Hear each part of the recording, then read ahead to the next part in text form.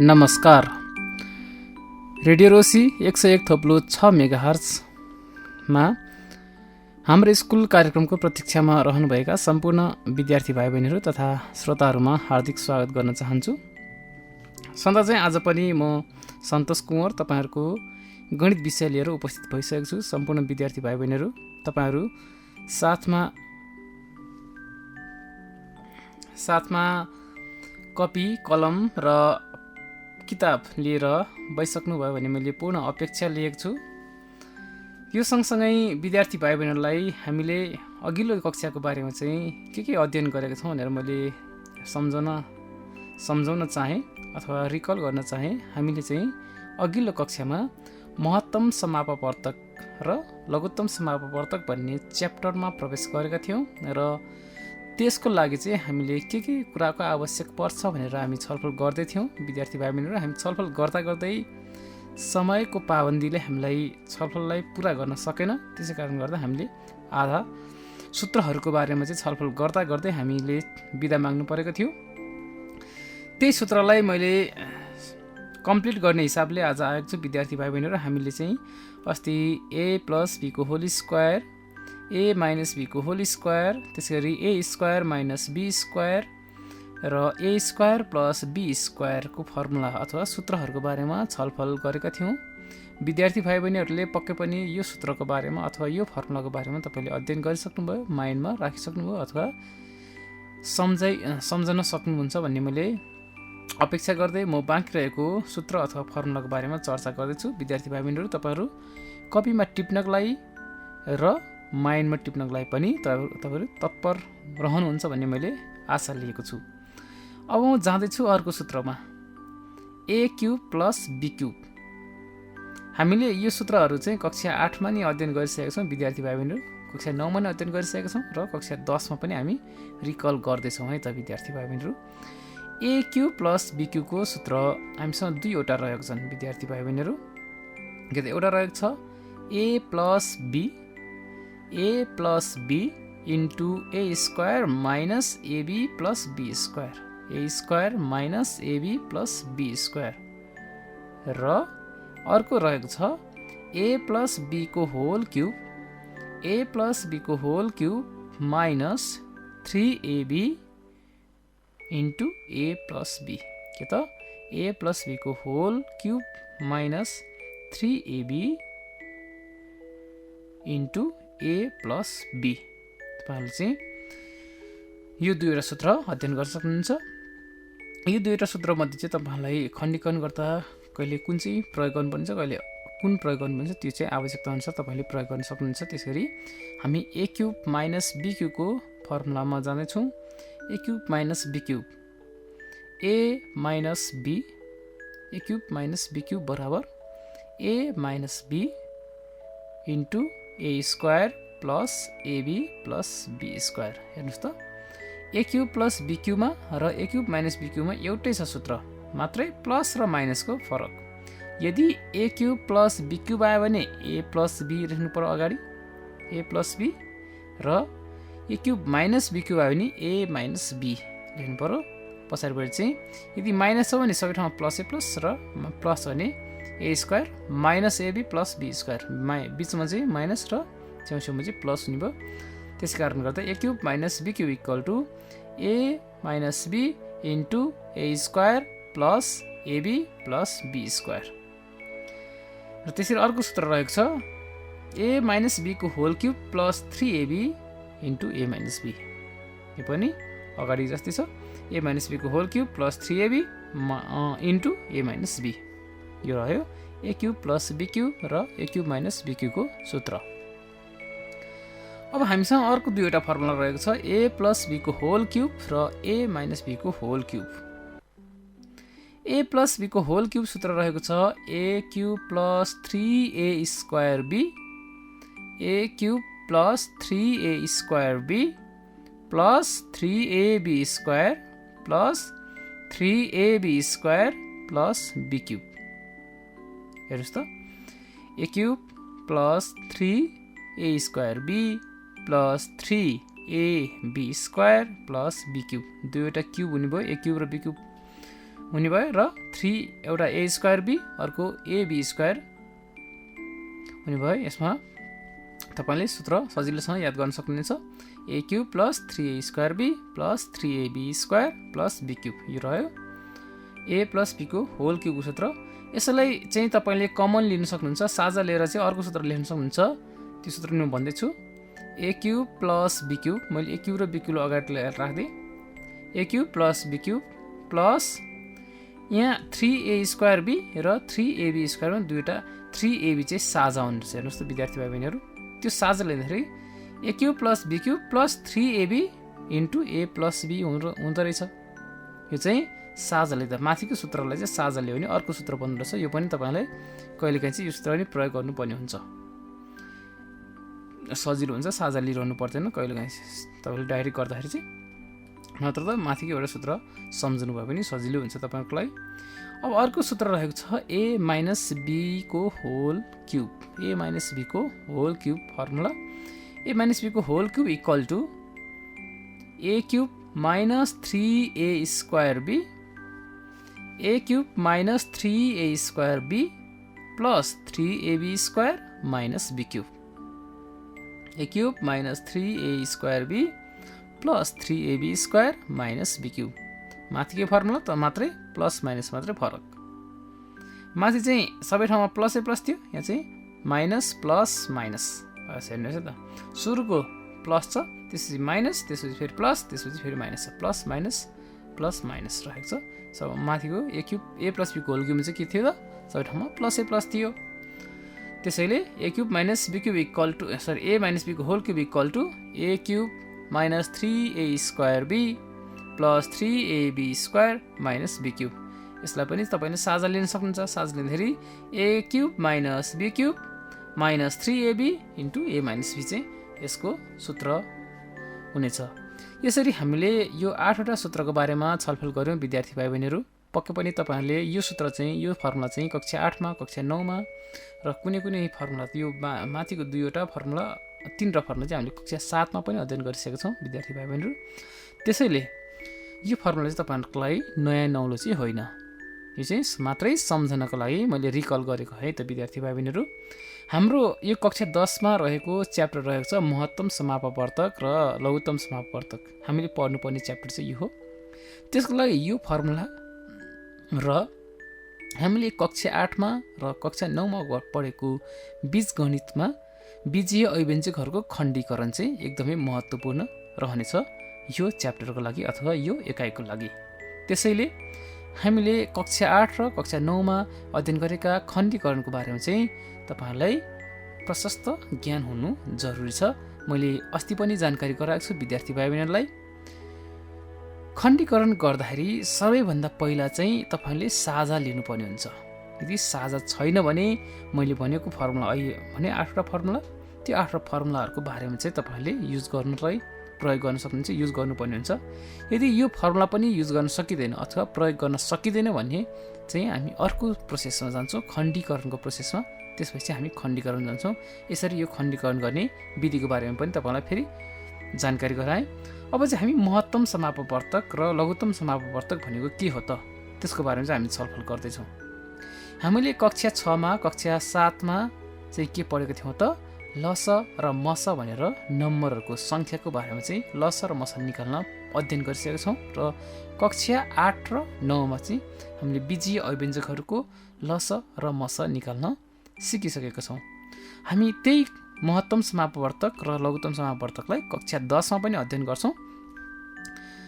सर्वप्रथम चाहिँ महत्तम समापवर्तक अथवा मस भनेर भनिन्छ, अथवा यसलाई अङ्ग्रेजीमा हाइएस्ट कमन फ्याक्टर भनेर भनिन्छ। विद्यार्थी भाइ बहिनीहरू, के होला त मस भनेको? तपाईहरुको एसई एक्जाममा अथवा फाइनल एक्जाममा पनि सोध्न सक्छ, 1 मार्क्सको क्वेसन सोध्न सक्छ। डिफाइन एससीएफ अथवा मस भनेको के हो, लस भनेको के हो, डिफाइन एससीएफ, डिफाइन एलसीएम भनेर पनि सोधेको भेटिन्छ। त्यसकारणले गर्दा मैले तपाईलाई परिभाषा भन्न गइरहेको छु, ध्यान दिएर सुन्नुहोला। सर्वप्रथम म मस भनेको चाहिँ के हो भनेर भन्दैछु है त विद्यार्थी भाइ बहिनीहरू। के होला त मस? हामीले कक्षा 8मा पनि पढेको छौँ, कक्षा 9मा पनि पढेको छौँ, कक्षा 6मा पनि पढेको छौँ, कक्षा 7मा पनि पढेका छौँ। यसमा चाहिँ यसरी लेखेको छ, दिएको बीजीय अभिव्यञ्जकहरूको सबैभन्दा ठुलो साझा अभिव्यञ्जकहरूलाई ती अभिव्यञ्जकहरूको मस भनेर भनिन्छ। के त दिएको अभिव्यञ्जकहरूको सबैभन्दा ठुलो साझा बीजीय अभिव्यञ्जकहरूलाई ती अभिव्यञ्जकहरूको मस भनेर भनिन्छ। बुझ्नुभयो विद्यार्थी भाइ बहिनीहरू? सुन्नुभयो? टिप्नुपर्छ भने टिप्नुस्। फेरि भन्दैछु, दिएको बीजीय अभिव्यञ्जकहरूको सबैभन्दा ठुलो साझा अभिव्यञ्जकलाई ती अभिव्यञ्जकहरूको मस भनेर भनिन्छ अथवा महत्तम समापवर्तक भनेर भनिन्छ। र यसलाई अङ्ग्रेजीमा भन्नुपर्दा the highest common factor of the given algebraic expressions is called highest common factor or HCF.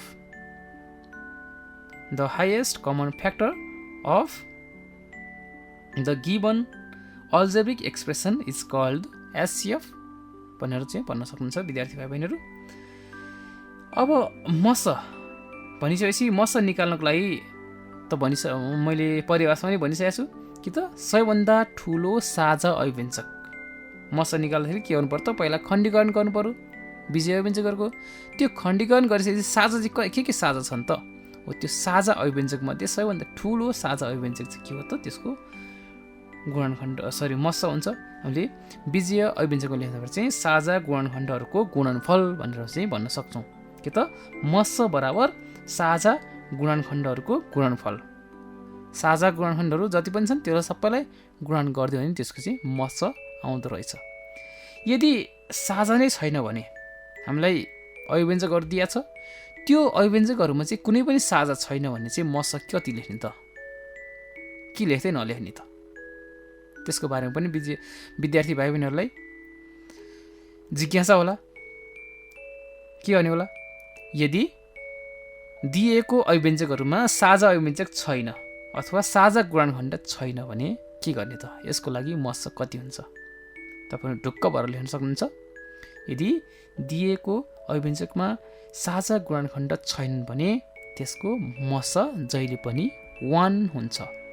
1ले multiply गर्दा केही पनि फरक पर्दैन। जतिलाई पनि मल्टिप्लाई गर्न सक्छौँ 1ले। तर 1 चाहिँ हामीले जुनबाट पनि जेबाट पनि साझा लिन सक्छौँ है त विद्यार्थी भाइ बहिनीहरू। त्यही भएर चाहिँ मस चाहिँ के हुने भयो त? 1 हुने भयो। यो भयो मस सम्बन्धी जानकारी। अथवा तपाईँले मसलाई अर्को तरिकाबाट पनि बुझ्न सक्नुहुनेछ। हामीले सेट अध्ययन गरिसकेका छौँ, सेटमा इन्टरसेक्सन पनि भनेर अध्ययन गरिसकेका छौँ। त्यसै कारणले गर्दा सेटबाट पनि हेर्न सक्नुहुन्छ। सेटको भेन डायग्राममा इन्टरसेक्सन पार्ट भनेको चाहिँ के हो त? त्यो चाहिँ मस हो। साझा सदस्यहरू चाहिँ के हुन् त? मस हुन्छन्। त्यसरी पनि इन्टरसेक्सन पार्ट भने चाहिँ सम्झिनु पर्यो। मस भन्ने बित्तिकै दुवैको साझा अथवा तिनवटा छ भने तिनटैको साझा गुणनखण्ड चाहिँ के हो त? मस हो। यसरी मस सम्बन्धी जानकारी सँगसँगै म अब लस भनेको चाहिँ के हो त अथवा लघुत्तम समापवर्तक भनेको चाहिँ के हो त भन्ने कुराको बारेमा म छलफल गर्दैछु अथवा जानकारी दिँदैछु विद्यार्थी भाइ बहिनीहरू। तपाईँहरू ध्यान दिएर सुन्नु होला है त। दिएको बीजीय अभिव्यञ्जकहरूले निशेष भाग जाने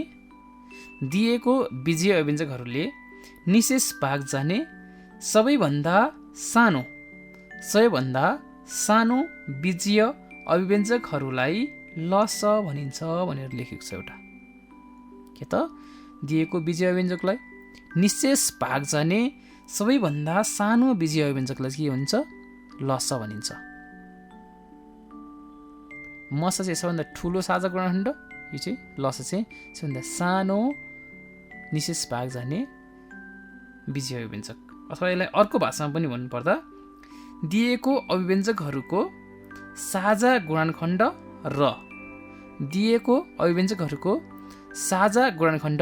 र बाँकी गुणनखण्डहरूको गुणनफललाई लस भनिन्छ। के त दिएको अभिव्यञ्जकहरूको साझा गुणनखण्ड र बाँकी गुणनखण्डहरूको गुणनफललाई लस अथवा एलसिएम अथवा लघुत्तम समापवर्तक अथवा लिस्ट कमन मल्टिपल वा लोएस्ट कमन मल्टिपल जुनसुकै शब्द आओस् तपाईँले त्यही नै बुझ्नुपर्ने हुन्छ। यसरी चाहिँ लस र मसको परिभाषा यसरी दिएको छ। यसलाई अङ्ग्रेजीमा भन्नुपर्दा the multiples of common factors and remaining factors of the given algebraic expressions is called LCM or lowest common multiple. यसरी चाहिँ अङ्ग्रेजीमा पनि डिफाइन गर्न सक्छौँ हामीले। यसरी अब मसको चाहिँ साझा गुणनखण्डको गुणनफल भने जस्तै गरी लसको चाहिँ के होला त, यसको पनि सूत्र जस्तै एउटा सूत्र भनेर सम्झिनु भयो नि हुन्छ, अथवा यसलाई चाहिँ तपाईँले सजिलोलाई लिन सक्नुहुन्छ। लस बराबर साझा गुणनखण्ड इन्टु बाँकी गुणनखण्ड, common factors into remaining factors, यति गऱ्यो भने चाहिँ तपाईँहरू के आउँछ, एलसिएम आउँछ है त विद्यार्थी भाइ बहिनीहरू। अनि अर्को एकदम महत्त्वपूर्ण कुरो के छ भने यदि दुईवटा चाहिँ बीजीय अभिव्यञ्जकहरू छन् भने त्यति बेला चाहिँ लस र मसको गुणनफल बराबर पहिलो अभिव्यञ्जक र दोस्रो अभिव्यञ्जक गुणनफलसँग बराबर हुन्छ। यो चाहिँ एउटा कन्डिसन रहेको छ, तपाईँहरूको लागि सर्ट क्वेसनमा पनि सोध्न सक्छ है त विद्यार्थी भाइ बहिनीहरू। त्यसको लागि चाहिँ मैले यसको बारेमा पनि जानकारी दिएँ के त लस इन्टु मस इक्वल टु पहिलो अभिव्यञ्जक इन्टु दोस्रो अभिव्यञ्जक, HCF into LCM equal to first expression into second expression हुँदो रहेछ यदि दुईवटा एक्सप्रेसनहरू छन् भने। विद्यार्थी भाइ बहिनीहरू, मैले तपाईँहरूलाई लस भनेको के हो, मस भनेको के हो, लस कसरी निकाल्ने र मस कसरी निकाल्ने भन्ने कुराको बारेमा छलफल गरेँ अथवा जानकारी दिएँ। पक्कै पनि विद्यार्थी भाइ बहिनीहरू तपाईँले कक्षा 8मा र कक्षा 9मा पनि लस र मस अध्ययन गरिसक्नु भएको छ र त्यसरी तपाईँले लस र मस निकाल्ने कार्य चाहिँ तपाईँले गरिसक्नु भएको छ भन्ने मैले आशा लिएको छु।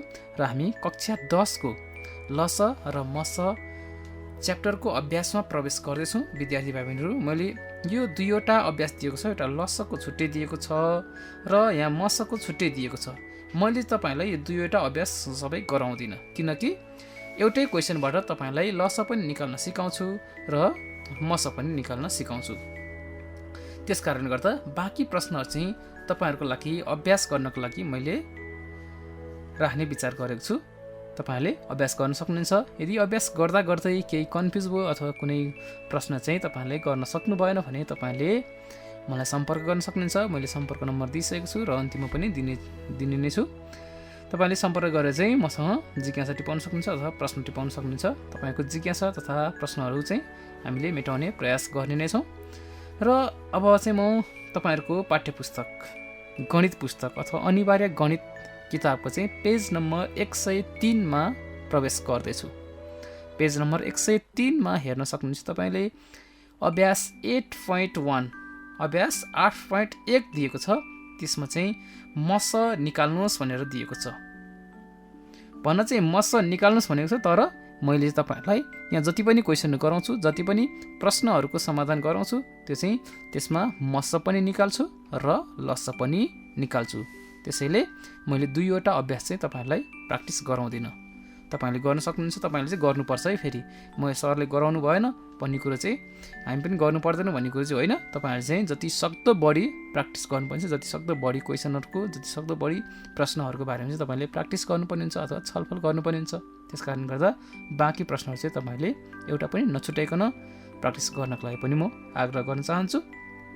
सुरुमा लिएको छु मैले पहिलो क्वेसन 1 नम्बरकै प्रश्न लिएको छु तपाईँहरूको लागि। यो च्याप्टरबाट चाहिँ 1 मार्क्सको क्वेसन, 2 मार्क्सको क्वेसन र 4 मार्क्सको कहिलेकाहीँ 5 मार्क्स पनि आउन सक्ने हुनाले मैले 1 मार्क्सको प्रश्नको बारेमा मैले अघि नै जानकारी गरिसकेको छु। एचसिएफ र एलसिएमको डेफिनेसन अथवा परिभाषा फर्मुलाहरू त्यससँग सम्बन्धित। र अब 2 मार्क्समा चाहिँ तपाईँहरूलाई आउन सक्ने क्वेसन चाहिँ म एउटा क्वेसन भन्दैछु। 1 नम्बर क्वेसन चाहिँ तपाईँलाई आयो भने 2 मार्क्समा आउनसक्छ है त फाइनल इक्जाममा। यहाँ प्रश्न नम्बर 1 मा दिएको छ प्रश्न 3x + 9 र 5x + 15। 3x + 9 र 5x + 15 दिएको छ।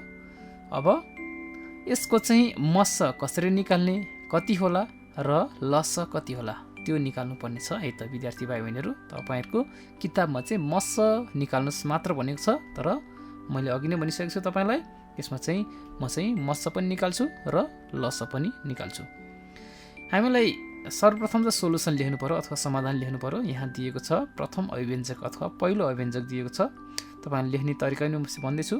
जुनसुकै क्वेसन गर्दा, जुनसुकै प्रश्न सोलुसन गर्दा तपाईँले सोलुसन अथवा समाधान भन्ने चाहिँ लेख्न नछुटाउनु होला। त्यसैले सोलुसन लेखिसकेपछि प्रथम अभिव्यञ्जक भनेर लेख्नु पर्ने छ। प्रथम अभिव्यञ्जकमा दिएको छ, तपाईँ अङ्ग्रेजी माध्यमको हुन्छ नि फर्स्ट एक्सप्रेसन भनेर लेख्न सक्नुहुन्छ। First expression equal to 3x + 9 दिएको छ है त। 3x + 9 लाई चाहिँ खण्डीकरण गर्नुपर्ने हुन्छ हामीलाई। कसरी गर्ने होला 3x + 9 लाई खण्डीकरण? के होला त्यसको गुणनखण्डहरू? अब प्रथम अभिव्यञ्जकको खण्डीकरण गर्दाखेरि मैले सुरुमै भनिसकेको छु खण्डीकरणको स्टेपहरू। सबैभन्दा पहिला के गर्नु पर्यो, यदि त्यो दिएको अभिव्यञ्जकमा साझा सदस्यहरू छन् भने, साझा आउँछन् भने सबभन्दा पहिला साझा लिने। साझा आउँदैनन् भने मात्रै अर्को प्रोसेसमा हामी अगाडि बढ्छौँ है त। त्यसैले हेर्ने 3x छ + 9 छ, यसमा दुईवटा टर्म्सहरू छन्, दुईवटा पदहरू छ। त्यसो भने यो दुईवटा पदमध्ये केही साझा छन् त दुईवटा पदमा चाहिँ? त्यो हेरौँ त। 3x र 9 मा के साझा छ? एउटा 3 छ उता, 9 लाई पनि 9 भने 3 त साझा आउँछ जस्तो लाग्छ मलाई। हेर्नुहोस् त, त्यसो भने पहिला साझा लिनु पर्यो, 3 साझा लिने। 3x मा 3 साझा लिँदाखेरि के हुनुभयो, 3 ब्राकेट यहाँ 3 बाहिर आइसक्यो। त्यसो भने के बाँकी त x मात्रै बाँकी हुनुभयो, x मात्रै बाँकी हुनुभयो। के त 3 ब्राकेट x, हामी के छ प्लस छ, प्लसको प्लस लेख्ने भयो।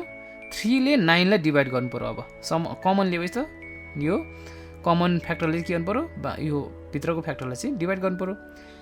3 ले 9 लाई डिभाइड गर्दा 3 3 जा 9। त्यसो भए के बाँकी रह्यो त 9 मा 3 बाहिर आइसक्यो, बाँकी रह्यो त 3 नै बाँकी रह्यो। त्यसो भने यसलाई 3x + 9 लाई खण्डीकरण गर्दा फ्याक्टराइज गर्दा चाहिँ के हुनुभयो त 3 ब्राकेट x + 3, 3 ब्राकेट x + 3। यो भयो तपाईँको पहिलो अभिव्यञ्जकको चाहिँ खण्डीकरण। अब दिएको छ दोस्रो अभिव्यञ्जक। दोस्रो अभिव्यञ्जकको मा दिएको छ दोस्रो अभिव्यञ्जक बराबर 5x + 15, 5x + 15। यसमा पनि तपाईँले के गर्नु पर्यो त साझा नै लिनु पर्यो, किनकि यहाँ साझा छन्। दुवैमा 5 साझा लिन सक्छौँ अथवा 5 कमन लिन सक्छौँ। त्यसो भने 5 ब्राकेट x + 5 3 जा 15। त्यसो भने x + 3 हुने भयो। 5 ब्राकेट x + 3 चाहिँ के भयो त यसको खण्डीकरण भयो। हामीले दुईवटै बीजीय अभिव्यञ्जकहरूको खण्डीकरण गरिसक्यौँ। दुईवटा अभिव्यञ्जकहरूको खण्डीकरण गऱ्यौँ। अब हामीलाई निकाल्नुपर्ने मस र लस। अब दुईवटा अभिव्यञ्जकहरूको साझा सदस्यहरू छन् छैन, साझा गुणनखण्डहरू छन् छैन एकचोटि हेर्नु पर्यो। साझा छन् भने साझा सदस्यहरूलाई गुणन गर्थ्यो नि आइहाल्यो। साझा छैन भने त्यसको एन्सर चाहिँ 1 हुने भइहाल्यो। मस बराबर लेख्न सक्छौँ। पहिलो अभिव्यञ्जकमा पनि x + 3 नै छ। हेर्नुहोस् त विद्यार्थी भाइहरू, हामीले गरेको खण्डीकरण र दोस्रो अभिव्यञ्जक पनि x + 3 नै छ। त्यसो भने x + 3, x + 3 दुईटैमा के छ त साझा रहेको छ र x + 3 चाहिँ के भयो त साझा गुणनखण्ड भयो।